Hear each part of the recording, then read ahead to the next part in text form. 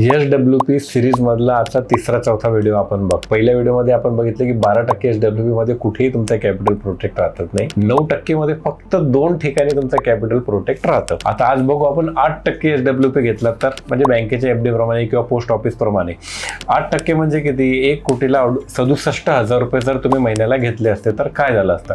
हा रिसर्च परत सांगतो 2008 पासूनचा आहे. 14 फंडचा आहे, हायब्रिड इक्विटी कॅटेगरीचा.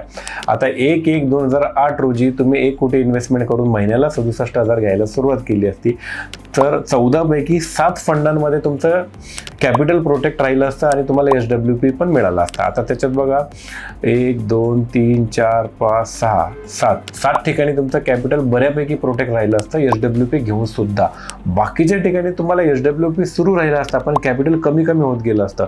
एका ठिकाणी 86 लाख, एका ठिकाणी 46 लाख, एका ठिकाणी 43 लाख आणि बाकीच्या ठिकाणी संपलं असतं. म्हणजे 3-4 ठिकाणी तर फक्त 8% SWP घेऊन सुद्धा कॅपिटल संपलेलं आहे. मग बेस्ट SWP ची रक्कम किती आहे, म्हणजे किती SWP घ्यायला पाहिजे की घ्यायलाच नको? पुढच्या व्हिडिओमध्ये याचं परफेक्ट उत्तर आपण देणार आहे. अधिक माहितीसाठी नक्की फोन करा. Thank you. Mutual fund investments are subject to market risks. Read all scheme related documents carefully.